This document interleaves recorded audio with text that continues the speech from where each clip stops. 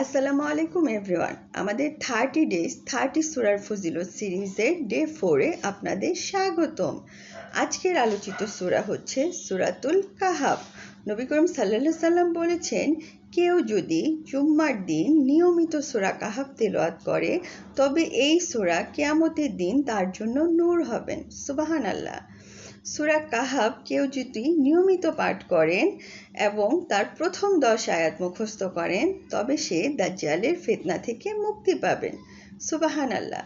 সূরা কাহাফকে নবী করিম সাল্লাল্লাহু আলাইহি সাল্লাম আখিরি জামানার সাথে তুলনা করেছেন। সূরা কাহাফ পবিত্র কুরআনুল কারীমের 18 নম্বর সূরা। কেউ যদি এই সূরা প্রতি জুম্মায় পাঠ করে তবে এক জুম্মা থেকে আরেক জুম্মা পর্যন্ত আল্লাহ তার জীবন নূর দিয়ে ভরে দিবেন। সুবহানাল্লাহ।